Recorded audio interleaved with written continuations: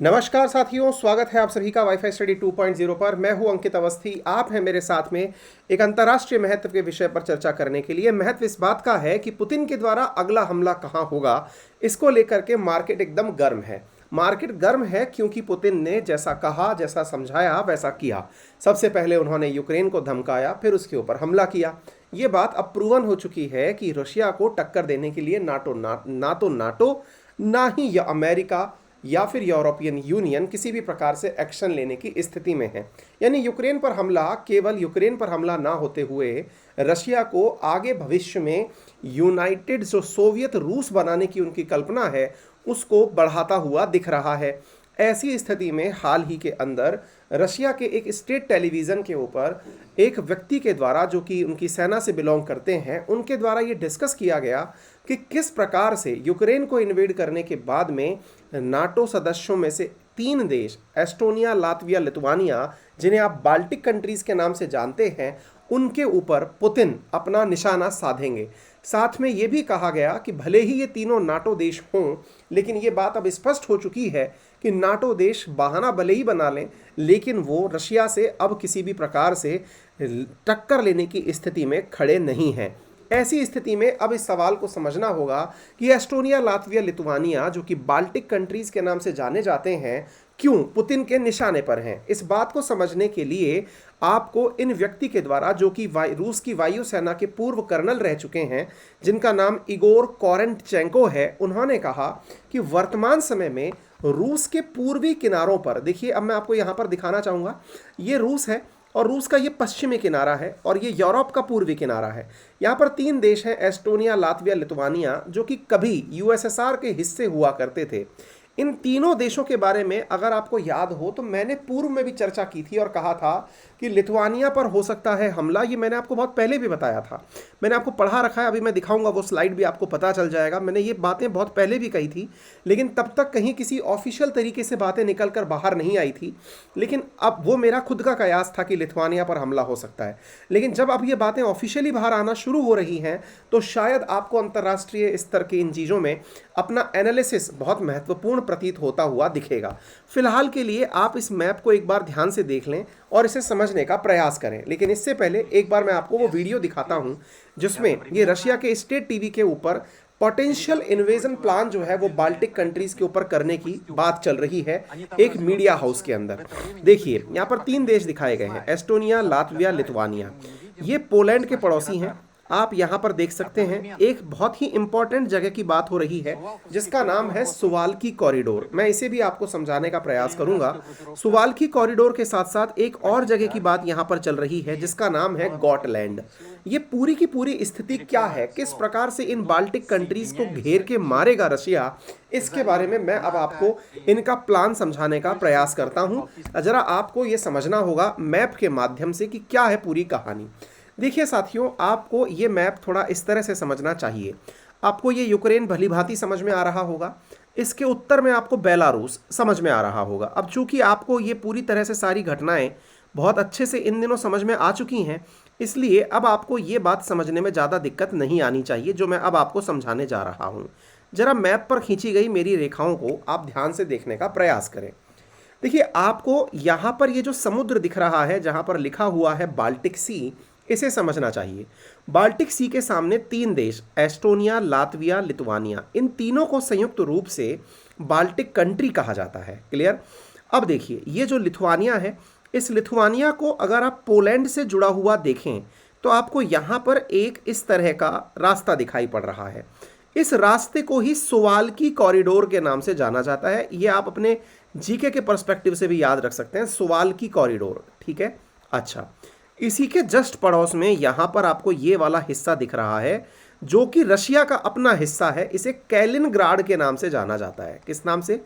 कैलिनग्राड के नाम से जाना जाता है। अब देखिए इसके सामने की तरफ, इन तीनों देशों के सामने की तरफ यहाँ पर एक आइलैंड है जिस पर स्वीडन का कब्जा है और उसका नाम है गोटलैंड।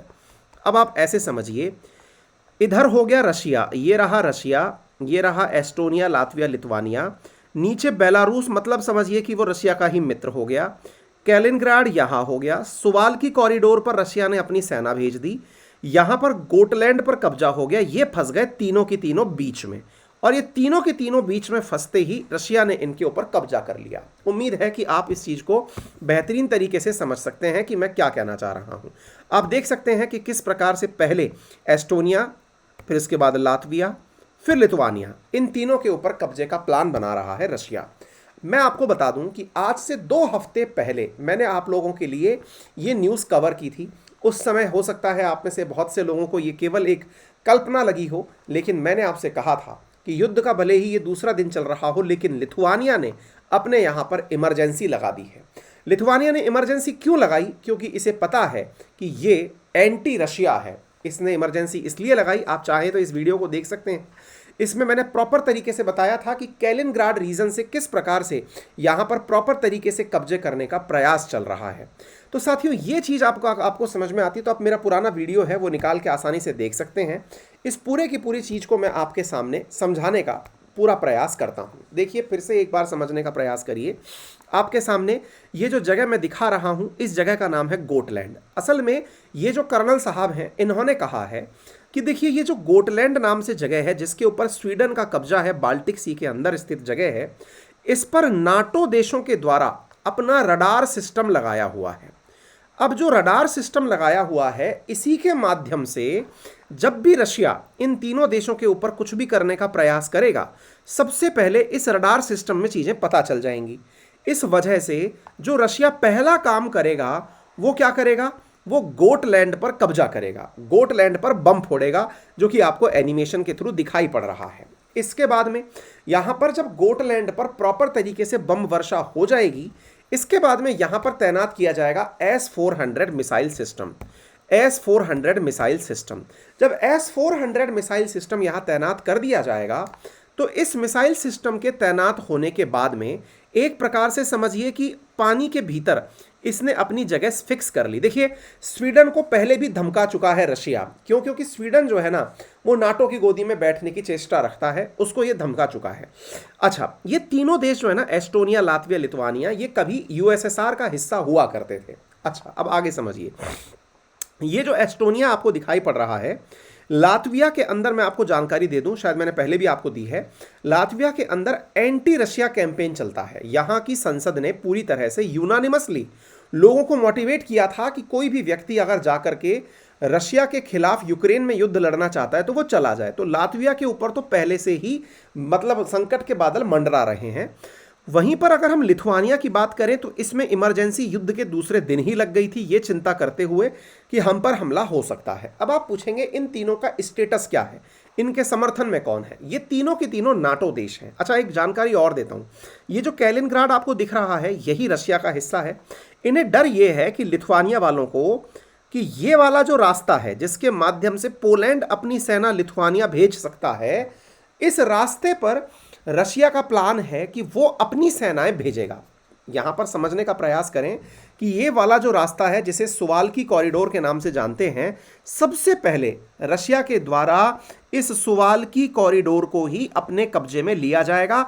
आप एनिमेशन के माध्यम से देख सकते हैं जो रशिया का सबसे पहला प्लान है वो क्या था। यहां पर स्थित ये जो गोटलैंड है इस पर कब्जा, उसके बाद में सुवाल्की पर कब्जा हो गया।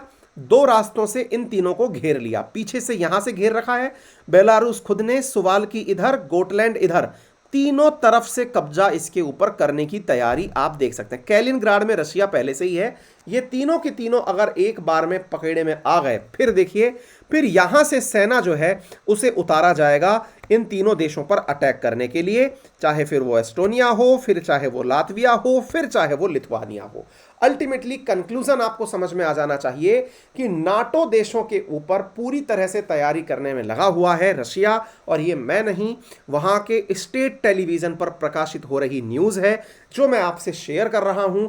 स्टेट टेलीविजन पर वहां के एक पूर्व कर्नल के द्वारा अपने द्वारा ये जानकारी शेयर की गई है कि रशिया का प्लान नेक्स्ट क्या है। क्योंकि यूक्रेन, देखिए, आपको समझ में आ जाना चाहिए अभी तक कि रशिया ये किसी को हारने या जिताने के लिए काम नहीं कर रहा है, वो वापस से अपने पुराने दिन चाहता है जो 1991 से पहले हुआ करते थे, जब रूस ना होकर एक सोवियत रूस हुआ करता था, जो कि 1991 में टूटकर 15 देशों में निकला था। उनमें से ये देश निकले थे जो आपको दिखाई पड़ रहे हैं। बेलारूस ऑलरेडी रशिया के समर्थन में है। सेंट्रल एशियन कंट्रीज जिन्हें आप लोग जानते हैं, तुर्कमेनिस्तान, किर्गिस्तान, कजाकिस्तान, ये सारी की सारी जो देश हैं, उज्बेकिस्तान, ये ऑलरेडी रशिया के समर्थन वाले देश हैं। अब जो इसके खिलाफत में जो देश हैं, केवल उन्हीं के ऊपर एक्शन लेने का प्रयास किया जा रहा है।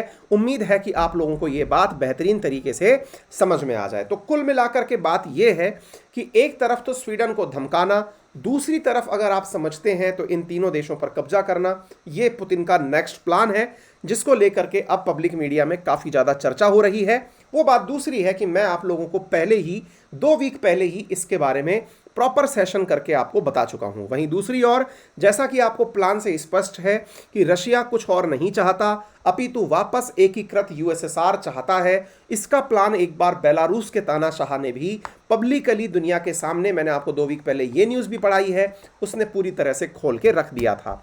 उम्मीद है आप सभी साथियों को ये जानकारी बेहतरीन तरीके से समझ में आ गई होगी। अगर ये जानकारी आपको समझ में आती है तो सेशन को शेयर करना ना भूलें, वीडियो को अवश्य लाइक करें, चैनल पर नए हैं तो सब्सक्राइब कर लें। मेरा रेफरल कोड है अंकित10, जिसका यूज़ करके आप अनअकैडमी पर कोई भी सब्सक्रिप्शन परचेज करें, अनअकैडमी पर आपको 10% डिस्काउंट इमीडिएटली प्राप्त होता है।